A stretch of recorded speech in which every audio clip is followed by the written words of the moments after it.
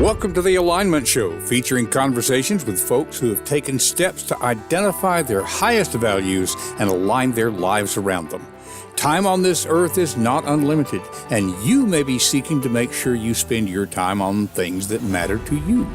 These conversations will encourage you and support you in doing so. Now, let's meet this week's guest on the Alignment Show.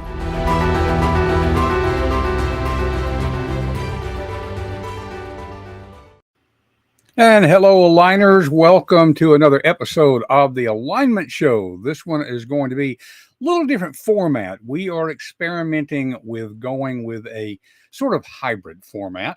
We've got our main interview that has been recorded, mainly because this week our guest was unable to be here at our scheduled time.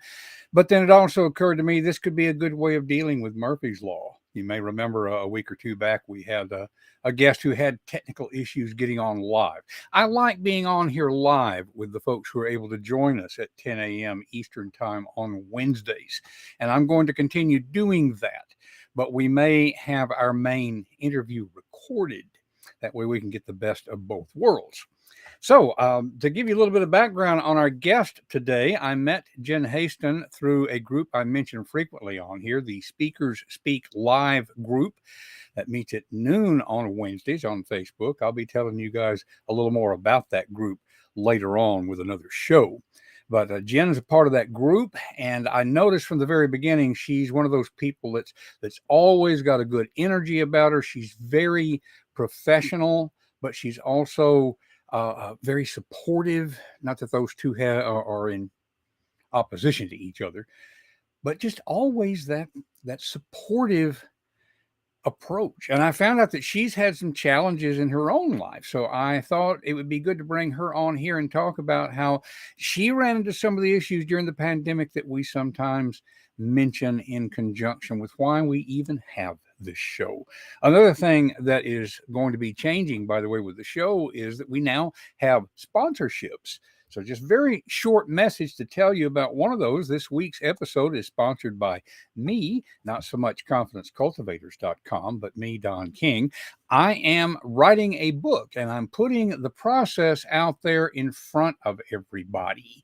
Not exactly writing naked, but, just putting it out there so that folks can be in on the inside. As I say, sometimes you like to know how the sausage is made. And so if you would like to follow along with that process, I've put a link up on the screen. Those of you who are listening to audio only, you can go to DonnellKing.com. That's DonnellKing.com/3YO. Y and O in lowercase. The reason for that is because the book, right now, the working title is The Way of the 3-Year-Old Why. Talking about that 3-year-old why is one of my signature speeches, and we're going to turn that into a book. It's going to be one of those business fables. If you're familiar with The Go-Giver, if you're familiar with, there are a variety of things, Who Moved My Cheese, a number of, it's really a genre now, the business fable, the business parable. And so if you'd like to follow along with that, go to DonnellKing.com/3YO, and you can be a part of that. In any case, glad to have you with us today. We're still working out this new format, and so it'll be slightly awkward because I'm going to turn it over to myself on the recording, who's going to do a little bit more of the introduction. I will come back live at the end, and those of you who might be chatting, I'll still be able to see the chats. I won't interrupt the recording to comment, but we may share your chats right here on the screen, and I will get back to you in any case in our discussion. So now let's get to our recorded interview. And a good morning, good evening, good afternoon, wherever you are in the world. In fact, I may have already said that to you because what you're about to see is recorded. I intend to do a live introduction. I don't know if I'll remember doing that or not. But in any case, we are very happy to have with us today Jenn Haston. I've already told you a little bit about how Jenn and I met, so let's go ahead and bring Jenn on. Jenn, welcome to the show. Glad you could be here. Me too, Don. How are you doing? Doing okay. We are recording this the weekend before, really, when this is intended to be broadcast. So not much Technology is changed. magic. Indeed, the magic of the internet. And so, just again, a reminder for folks watching this, it is being streamed live. I am my this is like split personality. My real self is monitoring the chat, could pop in here at any moment, maybe even pause the recording if we need to respond to people who are talking to us live. But this is a live conversation, and it's going to keep that feel because we don't edit these things. So, Jenn, I remember when you and I have talked a little bit about your background, that you went through a time during the pandemic. And just a little quick side note here for folks who watch the show regularly. This kind of got inspired by people reassessing their values during the pandemic. But some of the guests we've had on had that reassessment 30 years ago. So you were somebody who actually faced this during the pandemic. You had a sudden change in your work situation where you had to confront this whole idea of what's important to you. So tell us a little bit about that background, how you got where you are now. Sure, Don. Well, during the pandemic, I had to pivot just like everybody else, right? Somebody had to find a different way to do things. The way that we did things, shaking hands went away, all the casual hugging, all the things that we took for granted, they all went away in 2020, just stopped, right? And one of the things that happened was a job that I felt pretty secure in did some layoffs. And so all of a sudden I didn't have a job anymore. And as somebody who ties a lot of self-worth to my job, to the thing that I do all day, every day, it was very difficult. And one of the things that the pandemic gave me, which is a weird way to say it, is the idea that life is short. And I mean, you don't have to go very far to know that life is short. There's loss all around us. There are people who have lost their lives because of COVID. There are people who've lost their lives because of complications. There's a lot of different things that are around us to say life is short. And so it made me really stop and think, okay, so what do I really want to do? And it kind of brought me back to my roots of when I first started looking for a job. I had just graduated from high school because I did not go to college right out of school. I went later, and I still am going now. I'm actually in pursuit of my bachelor's degree in psychology right now. Great. Congratulations. Thank you. Yeah. Thank you. And one of the things that I learned during that journey is I kept talking to people and say, how did you get into your job? Like, what do you do and why do you do it? And things like that. I mean, it ranged from coding to customer satisfaction, all over the spectrum. And the answers I got were kind of disappointing because people said, oh, I fell into it. My significant other got me this job, and then when I ran into somebody who did coding, their eyes lit up when they talked about coding. And they said, this is what I love to do. And I fell into it because I went to a camp just on the spur of the moment and decided this is what I wanted to do. And I decided that that's what I wanted to do. I wanted to find something that lit me up like a Christmas tree, that got me excited, that made me say, you know what, this is what I want to do. And let me interrupt you just a moment to make sure people know what we're talking about. When you say coding, what are you talking about? People who write language for computers in the simplest form. So we're not talking about like medical coding or whatever. It's the underlying stuff that makes computers do what they do. Exactly. So computer programs, web stuff, is it that HTML, Java, all of that stuff. So okay. So that lights you up, and I didn't mean to interrupt you, but I want to make sure. Oh no, that's fine. It doesn't light me up; it lit them up, and it led me to the point of I want to feel that way about what I get up to do every day. Gotcha. Okay. Yeah. Okay. So you're not coding. What do you said just a moment ago, but I've already forgotten. What are you getting the degree in? Psychology. Okay. The way that the brain works, the way that things fire and misfire, and how we connect to people and how we're deeply driven by connection. That's almost like the coding that runs people, right? I like it. Okay. And that makes a lot of sense. But just that sense of, I can see the fire lighting up in your eyes by this. And, the computer coding is not something, I've done that before. I actually helped design a website for the state. Realized I enjoyed problem solving, but not so much the everyday part of the coding. So one of the things I hear from you is it's important for people to figure out the why that matters to them. I have friends who get really excited by math. I can do math well, but I don't get excited by it. And so, what was it about human psychology, the study of that, that spoke to your why? What's the why for you at this point?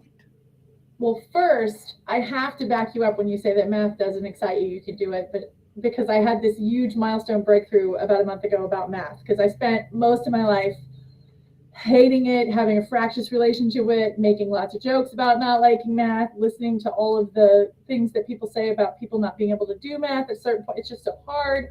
And my dear friend, who is a history teacher, says, there really isn't another subject that would put up with that. Nobody would say, oh gosh, English is so hard, I can't do it. Will we put up with that? No. We listen to people say that math is hard and we just kind of go on with our lives. And after spending most of my life really hating math, I just recently got a tutor, and just all of a sudden things kind of clicked, and I got over it for the statistics class that I just took for my college courses. And I wound up with a C, which I'm very proud of. More importantly, though, the takeaway for me is that I don't hate math anymore. I understand it, and I get it in a way that I didn't get it before. And I think that that's actually connected to the question that you're asking me about psychology. The idea that something can be so absolutely distasteful and loathsome, and then something kind of changes a little bit and something twists a little bit, and then all of a sudden, my mom likens it to a kaleidoscope, right? Like you take a kaleidoscope, and I would say, thank you so much for your advice. And she said, no, I just shifted the kaleidoscope for you. Here's the picture. You turn it this way. All of a sudden, it looks a little bit different. And that's one of the things I love about psychology. Okay, that makes a lot of sense. And, there's one of the old dead Greek guys, Stoic philosopher Epictetus, who said, of course, he said it in Greek, so this is a very loose translation. It's not what happens to you, but what you think about what happens to you that determines your experience. And that really fits in with what you're talking about with the nature of psychology and math and all those kind of things. I'm not somebody who's hated math. There's parts of it that's exciting because of the problem solving aspect. And so, I relate to you there. Although I have heard plenty of people, again, folks who don't know me, I've spent in my day job 40 years teaching communication studies at a college level. So I have heard people who say, I hate English, I don't like English, they're usually the math people. It's like two different ways of thinking. So yes. You have gotten excited about understanding how people think. And I've got going on the crawl here for folks who are seeing this, our website, confidencecultivators.com. I want to mention that because you can go there and get the show notes, get some of the links that we're going to be talking about in just a moment. But I'm going to change that crawl to point to Jenn's website. It is HastonHelpingHands.com. Now, that's all one word. There's no underscores or spaces in there for the folks who are listening audio only. And you can always get that from the show notes. But HastonHelpingHands.com. In fact, let me show that real quick here. Now, this is something that has come about just in the last year or so, Jenn, that you're working on this? Actually, no, I've been a blogger for almost 12 years now. Oh, wow. Okay. So this is going on quite a bit here. In fact, what I'm showing on the screen for folks who are just hearing this, we're seeing some of the YouTube aspects. Let me make another change here. Let's see here. This is like running a starship. I'm going to put up a QR code that goes to Jenn's YouTube channel. And again, for those of you who are just watching this or who are hearing this audio only, we'll have that link in the show notes. Now that you mention it, though, Jenn, I've looked over your YouTube channel, and you've got a lot of material there, a lot of just really solid, helpful stuff. So although you had this job change thing in the last year, this is something that has been going on for quite a while for you, yes? Yes, that's correct. So how did you how did you meld these things as you kept the day job? Now, yeah, I Oh, think you're still doing a day job, but it's a different day job sure. now. So, Oh, just yeah, very much whatever so. you want to say about that. How do you pull those two together? That is a fantastic question, Don. Thank you for asking me that. It leads into one of my other passions, which is the life work balance equation that I talk to my clients about. One of the things that I talk about with that is that you always have to find time for you, whatever it is that you're doing for your living. It's work to live, not live to work. And I Yes. think that that's an important distinction to make as you're doing things. I'm also an actor. I have a swath of talents. So when people are goodly enough to cast me in a show, I sing and dance upon the boards, and it's very exciting. And it's definitely something that I work to find time to do it, right? And when I'm not doing a show, I have music lessons so I can keep my instrument strong. So when it is time to go on stage, I'm ready. And part of that balancing act is starting from here, which is I think a lot of people get it backwards. It's like, here's the life, here's the work, here's all the stuff that we need to do. Okay, let me just put like a little dollop of self care in there. And it doesn't really work that way, because if you wait till the end, it's kind of like when you put savings aside, right? If you do savings at the end, you run out of money. If you do self care at the top, you have a much better opportunity of actually getting it in and putting it on your calendar and being intentional about it. And that was something that I started when I was doing these YouTubes. I actually started doing the YouTubes about a year and a half ago. So it was mostly a written blog. And then I realized that video is really the medium that people are going to more and more and more. I don't have to tell you that, because here we are. Yeah. It's one of those things where people really respond to it. And it also kept me from going on and on and on loquaciously. And so I had to do it within a 3-minute mark. And so all of a sudden it was like, okay, I can do that. And that's bite size. People can take that, move on with their day, and do other things. And one of the things I've always done is talked about what matters to me, and being a passenger on the journey of being a better human is always going on, right? So I think it's Sophie Bush who says, you're at once a masterpiece and a work in progress. We all are. And so coming at it from the angle of, I'm working on this, this is kind of how this is going, maybe you find that helpful too.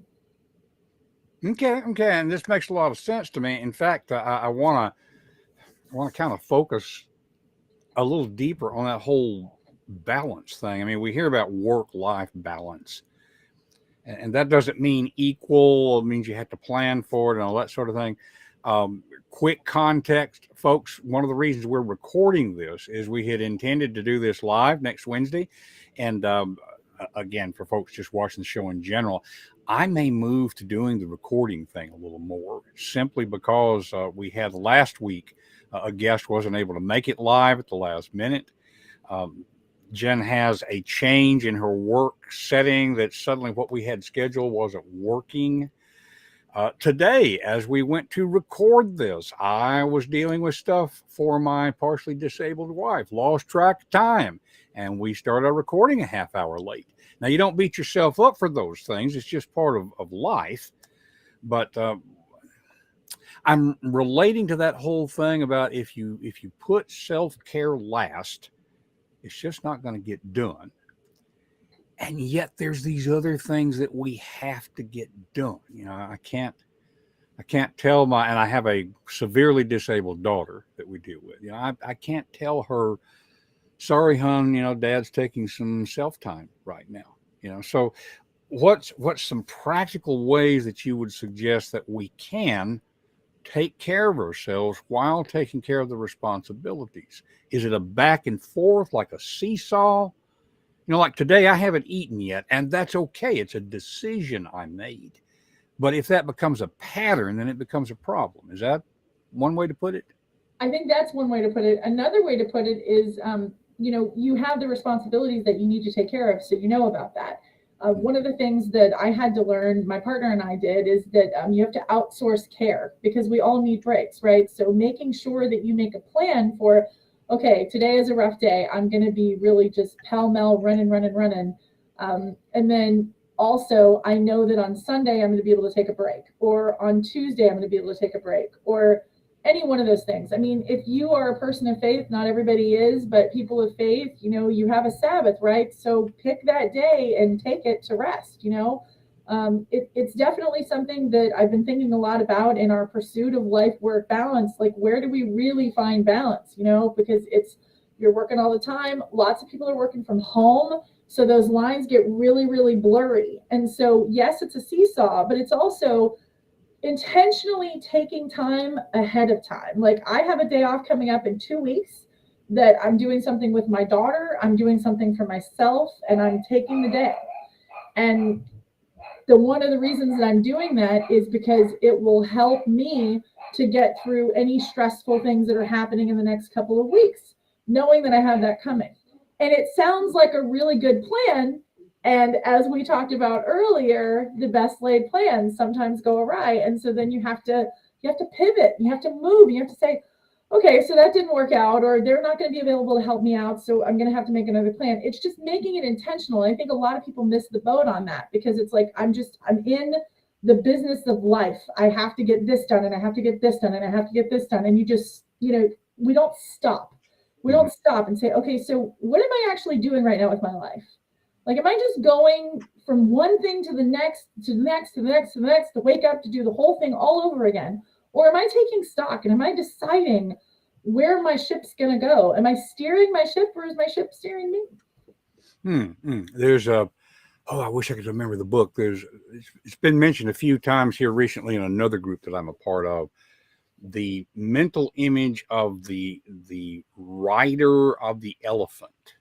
Now, what they're talking about there is understand. This is a psychology thing again, Jen. We tend to think that the logical part's in charge, whereas we're more like the rider on the elephant. The elephant's going to go where the elephant wants to go, but the rider can not steer the way you steer a car, but influence the elephant, so to speak. Now that's talking about within human psychology, but I'm thinking now of applying that same metaphor in terms of, for lack of a better term, life planning, the life balance thing.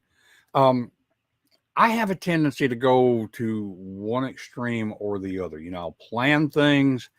The old saying is, if you want to make God laugh, tell him your plans. And so I've gotten to where somebody asked me, well, what are your plans tomorrow? My response may be, what difference does it make? Because they're going to get changed. What I'm hearing you saying is it's important to go ahead and set your intentions, make your plans, but be flexible with them because they're going to change. Good summary? Yes. And I would add to that, find the place of rest before you absolutely need it. There is a Dr. Christine Miserandino. She came up with this whole thing about spoons, if you know the spoon theory for chronic illness. Okay, so and explain for folks who haven't heard it. Explain the spoon theory real quick. Absolutely. So we can also put it in the show notes as well, because there'll just be a link, because attribution is very important to me. I want to make sure she gets the credit because it's her theory, not mine. Absolutely. So it's for chronic illness. So basically, when you wake up in the morning, you have a certain amount of spoons to put your clothes on, to get up out of bed, to put your shoes on, all of these things. The problem is it's like having spoons of sugar, for example, like you've got a sugar bowl. In fact, I think she was at the kitchen table when she came up with this, right? Absolutely. She was talking to a friend of hers. Yeah, she was at the table trying to explain to her friend what chronic illness felt like. And she said, okay, so let me see, how can I explain this to you? I only have a certain amount of spoons every day. The problem is you don't know how many spoons you have on a given day. And the way that you make those spoons last before you even start the day is by not getting enough sleep, not taking your medicine, not doing the things that you need to do. And so I've extrapolated that theory to rest, and making sure that you have enough rest so you can pour into other people. Kind of like the idea is that you have to pour into yourself. When you're on the plane, they say put your oxygen mask on before you put it on your kid. Though you may love your kid, you will not be any good to them if you don't have oxygen. You will pass out and not be able to help them at all. I like to call it spooning and respooning, right? So like a way to respoon is to do whatever it is that makes you happy. And this is a really important thing. My respoon looks nothing like someone else's respoon. Like for me, I would probably do my nails, or I would go read a book, or I'd watch a show that really makes me laugh. For someone else, that sounds like, not fun at all. Another friend of mine, she gets joy out of spreadsheets. She is an Excel person. She loves it. And it gives her so much joy to put the spreadsheet up and do her thing. And so that's the way that she respoons. And the idea is that you have people to help you with the spoons. The biggest thing, though, I actually keep this on my desk to remind me to not give up my spoons. And to not give up my last spoon, right? Because the last spoon is where you lose it and you snap or you do something. It's known in psychological circles as halt, right? So it's if you're hungry, angry, lonely, or tired, these are all things that can cause you to snap or be sharp with people or say something you don't mean and you absolutely cannot take back. So the biggest thing is finding a new place to rest, right? So like if your bottom is here, try to find rest sooner, like right about here. And taking that theory further, for the people who are just listening, think about the water like right at your neck instead of above your head, which is where most of us go until we're just like, you know what, I can't do anything else. I'm done. You have to get to I'm almost done. To help you learn more about listening to your body and how tired are you feeling, and are you aggravated about something, and it all just gets so heightened. I'm sure we've all experienced that where you have a thing happen and it's just like, if I hadn't been already so ramped up, I think that wouldn't have bothered me as much. Like on another day, I don't even think I would have noticed it. But because I'm so upset and so frustrated and so stressed out, that was the straw that broke the camel's back. Mm-hmm. Now, that makes a lot of sense to me, especially experientially. Let me ask this, and for anybody else who might be listening in a similar circumstance, among the things that we deal with, of course, is dealing with the state bureaucracy, and that they've got deadlines and all this kind of stuff. Without going into detail, we've been dealing with some of that here lately. And I ran into something the other day where I realized I was out of spoons. I actually thought of it that way because I know spoon theory, But then I'm also thinking, okay, I'm out of spoons. I know that normally I would say I'm just done today, and give myself that grace. But I also knew that the state does not give a damn about that. Excuse my French. And if I miss the deadline, I miss the deadline. And so I just have to push through. Do you have any advice about when obviously it's better to not be in that situation to begin with, to know that you need to plan in rest and all that kind of thing. Ideally. When you're just flat out of spoons, and if you don't go ahead and push, there will be something genuine that will be a dire consequence. In this case, it could have been her losing her insurance, which would be devastating. That's what pays for the nursing that keeps her alive. So how do you manage in those situations while still respecting the fact that I'm very much aware of the fact that if I drop, it's going to affect a lot of the people around me. So I'm right on board with that whole thing about put your mask on before putting the mask on the other people. Any ideas? Don, that's a hard thing, right? Because when you're in it and you know that there are dire consequences if you don't show up and you don't do the thing that you need to do, I think the only thing I can say to that is I'll go back to intentionality, trying to set it up ahead of time. You can't set it up ahead of time. That's what you're telling me now. I think the biggest thing is taking a beat and giving yourself a little bit of rest. Even if you can't take a full rest, maybe take 10 minutes, go talk to a friend and say, I'm really under it. I just need you to listen to me. Maybe there's a comedian you love. I get so much joy out of listening to comedians that make me laugh, and I can take about 5 or 10 minutes and do that and refresh. I'm a big fan of dance parties. Take a couple minutes and just dance and then come back and you'll have a little bit of refreshment. It won't be a full rest, but a mini rest is better than no rest at all. And so I think in a situation like that, give yourself permission to feel how you're feeling and understand that you're still going to push through because you have to push through, and make the promise to yourself that you won't find yourself here again based on what you're going to do now. Wise counsel. I'm going to put that into place, and I think there's probably folks listening here who will need that advice as well. So, Jen, as I look at the clock, I know that this is sort of a segment within that larger show, and I'm going to wind up doing the intro, or not the intro, the looking ahead to next week. Let's look at wrapping up here. I always like to ask towards the end of an interview. Uh, I'm always a generalist talking to specialists. There's probably something that you wish that I had asked that I didn't know enough to ask. What else should I have asked, and what would be your response to that?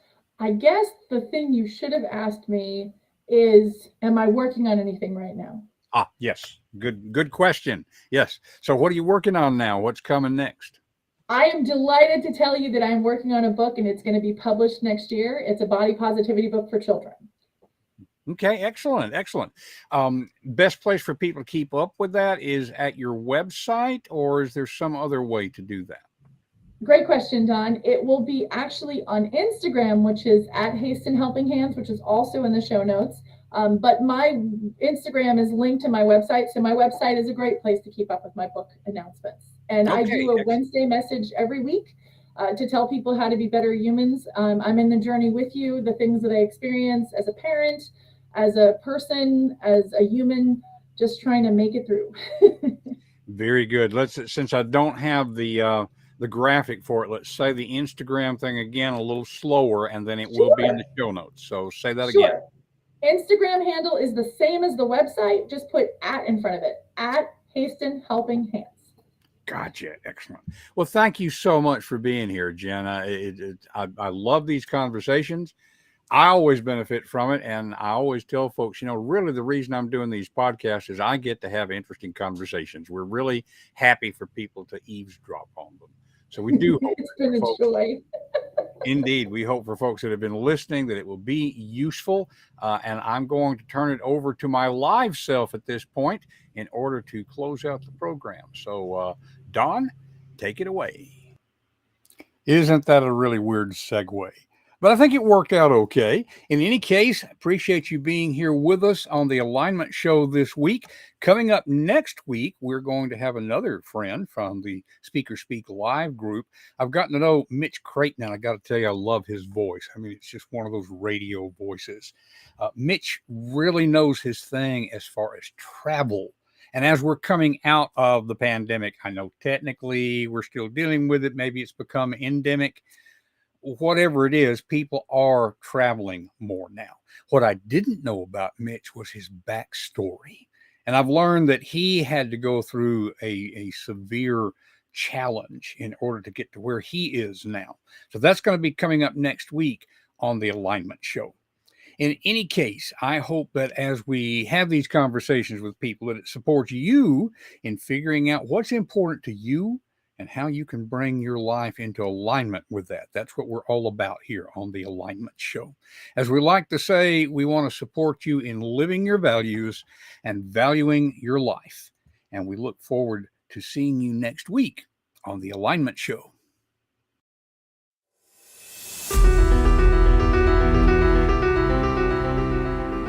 That's it for this week's episode of the Alignment Show. What has it inspired you to do in your own life? Whatever it is, take action now and take the first step. It will help you to talk with a friend about what you're thinking. Share confidencecultivators.com to spread the goodness. And remember to live your values and value your life. We will see you next week on The Alignment Show.